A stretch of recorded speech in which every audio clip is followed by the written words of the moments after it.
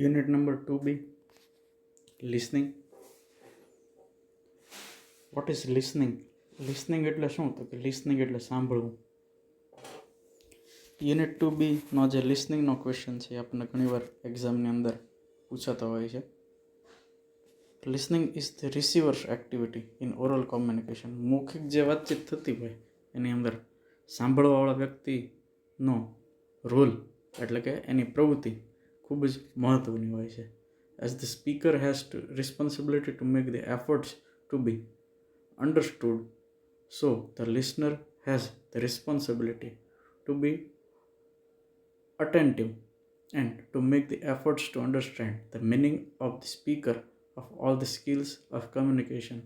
Listening is the most important of all. બોલવાવાળો જે વ્યક્તિ છે, જે સ્પીકર છે, એની જવાબદારી એવી થાય કે ભાઈ સામેના વ્યક્તિ જે શ્રોતાજન છે, સાંભળવાવાળો વ્યક્તિ છે, એને બધી વાત યોગ્ય રીતને સમજાય. તો સાંભળવાવાળાની પણ જવાબદારી છે કે જે બોલવાવાળો સ્પીકર છે તે બોલે તમામ વસ્તુ યોગ્ય રીતના સરળતાથી શાંતિથી સમજે. Listening is the most important at all. The higher you position in the organization the greater your listening responsibility. ધંધાકીય એકમની અંદર જેમ તમારો હોદ્દો મોટો તેમ તમારે વધુ સારી રીતના તમામ લોકોને, ધંધાની તમામ સપાટીઓને સારી રીતના સાંભળવા જોઈએ. A manager has to spend more time in listening of other than speaking. ધંધાનો જે મેનેજર છે તેણે બોલવા કરતાં વધુ સમય સાંભળવામાં વ્યય કરવો પડે છે. An executive's communication time is spend રફલી ઇન ધ ફોલોઈંગ પ્રપોર્શન. જે ઉચ્ચ અધિકારી છે, એક્ઝિક્યુટિવ, એનો પોતાનો જે ટોટલ સમયગાળો હોય છે એ પોતાના સમયગાળાને સામાન્ય રીતના નીચેની રીતના એ વાપરતો હોય છે. લખવામાં એટલે કે રાઇટિંગમાં 9%, રીડિંગ વાંચવામાં 16%, સ્પીકિંગ બોલવામાં 30% અને લિસનિંગમાં 45%, 45%. You can see that most of the time is spending in to the listening. There are 4 step of listening. લિસનિંગના 4 સ્ટેપ છે. First is hearing. હિયરિંગ એટલે સાંભળવું. Hearing is the first step of listening. At this step, the listener simply attends the speaker to hear the message. If you can repeat the speaker's word, you have heard the message. Hearing એટલે પણ સાંભળવું જ થાય. હવે જે બોલવાવાળો વ્યક્તિ છે, speaker, તેના શબ્દોને તમે રિપીટ કરો, એનો મતલબ એવું થાય કે તમે એની વાતને શાંતિથી, સરળતાથી સાંભળી છે. ઇન્ટરપ્રિટેશન એટલે કે અમલમાં મૂકવું. Interpretation is the second step of listening. સાંભળેલી વાત, હિયર કરેલી વાતને તમારે ઇન્ટરપ્રેટ કરો, અમલમાં મૂકો છો. This depends upon the listeners vocabulary. હવે તમારી પાસે શબ્દ ભંડોળ કેટલું છે, નોલેજ એટલે જ્ઞાન કેટલું છે, એક્સપિરિયન્સ એટલે અનુભવ કેટલો છે, આ બધી વસ્તુ ઉપર આધાર રાખતો હોય છે. ઇવેલ્યુએશન એટલે કે મૂલ્યાંકન. થર્ડ સ્ટેપ છે લિસનિંગનો. આ સ્ટેપની અંદર you have to decide what to do with the receiver's information. આપેલી જે માહિતી છે, તમે સાંભળેલી માહિતી, આનું શું કરવું તે ત્રીજો સ્ટેપ છે. અને રિસ્પોન્સ એટલે કે પ્રત્યુત્તર આપવો, વળતો જવાબ આપવો. The final step is response. Listeners response at the message may be in words or in body language. This response lets speakers know whether the listener has got the message and what his and her reaction. Response એટલે શું થાય તો ભાઈ જે વ્યક્તિએ message સાંભળ્યો છે તે મેસેજ યોગ્ય રીતના સાંભળેલો હોય તો એ પૂરતો અને યોગ્ય તેનો જવાબ આપી શકશે. મેસેજ સાંભળ્યો જ નહીં હોય, વાત સમજી જ નહીં હોય, તો રિસ્પોન્સ આપવાનો જે સમયગાળો આવશે ત્યારે તમે યોગ્ય રીતના પ્રતિસાદ એટલે કે રિપ્લાય એટલે કે જવાબ આપી શકશો નહીં. Importance of listening. જે લિસનિંગ છે, સાંભળવાની જે બાબત છે, એના અમુક ઇમ્પોર્ટન્સ એટલે એની મહત્ત્વની બાબતો.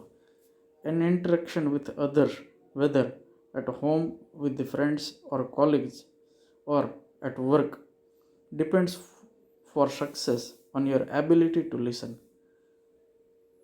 ઇન્ટરેક્શન વિથ અધર્સ એટલે બીજા લોકો સાથે જે કંઈ તમે વાર્તાલાપ કરતા, બીજા લોકો સાથે જે તમે વાતચીત કરતા, જેમ કે તમે તમારા ઘરે વાત કરો છો, તમારા મિત્રો સાથે વાત કરો છો, તમારા સહકર્મચારીઓ કલીગ્સ સાથે વાત કરો છો, કોઈ પણ જગ્યાએ તમે જે વાતચીત કરો છો તેમાં તમારી વાતનો સંપૂર્ણ આધાર તમે લિસનિંગ કેવું કરો છો, સાંભળો છો કેવું, તેના ઉપર રહેલો હોય છે. In working with people skilled and sympathetic listening is most effective tool. જ્યારે કામ કરતા હોઈએ લોકો સાથે ત્યારે ખૂબ જ ચીવટપૂર્વક અને ઊંડાણપૂર્વક લોકોની વાત સાંભળો એ ખૂબ મહત્ત્વની બાબત છે. The importance of listening carefully to the instruction given by one's supervisor is obvious unless the instructions are carefully listed to understood and remembered. One cannot carry out the assigned work. જ્યારે કોઈ પણ વ્યક્તિ તમને કામ વિશેની માહિતી આપતો હોય છે, ઉદાહરણ તરીકે તમારા સુપરવાઇઝર છે, તમને કામ સમજાવે છે, ત્યારે જો તમે તે કામને ચીવટપૂર્વક અને શાંતિથી સાંભળ્યું નહીં હોય તો કામ તમને જે સોંપવામાં આવ્યું છે તે કામ તમે અધૂરું સમજશો અને જે કામ જેવી રીતના કરવાનું છે તેવી રીતના થઈ શકશે નહીં. Ineffective listening affects interpersonal relation as well as the decision making and the employees relations. સરખી રીતના જો તમે વાતને સાંભળી નહીં હોય તો તેની પૂરેપૂરી અસર સંબંધો ઉપર આવશે. વાતને તમે સરખી સમજ્યા ન હોય, કહેવાનો ભાવાર્થ તમે સમજ્યા ન હોય તો તમે તેના પ્રત્યે ખૂબ જ અલગ પ્રકારનું રિએક્શન્સ રાખશો. તમારું વલણ બદલાઈ જશે. In a company where the supervisors are poor listeners there can not be problems of human relations. કંપનીની અંદર જો સુપરવાઇઝર જે છે એ પુઅર લિસનિંગ કરે એટલે કે ઓછું સાંભળે અથવા વાતને સમજવાનો પ્રયત્ન ન કરે તો લોકોના સંબંધની વચ્ચે પ્રોબ્લેમ્સ એટલે કે પ્રશ્નો ઉદ્ભવવાનો ચાન્સ વધી જતા હોય છે. Number of grievances workers are either imaginary or only vague expressions of disconnect. If the supervisor listen with empathy some of these grievances disappear. જો તમારા ઉપરી અધિકારી જે છે એ મોટા ભાગે તમારી વાતને સાંભળતા ન હોય અને જો સાંભળવાનો પ્રયત્ન કરે તો તમારી વાત બધી જ તેને સરળતાથી સમજાઈ જતી હોય છે. એનો મતલબ એવો થાય છે કે ભાઈ જે લિસનર છે એણે પૂરી સભાનતાથી વસ્તુ સાંભળવી જોઈએ જેથી કરીને કોઈ પણ પ્રકારના પ્રોબ્લેમ્સ એરાઇઝ થવાના હોય તો એક પણ પ્રશ્ન ઉદ્ભવ થઈ શકે નહીં.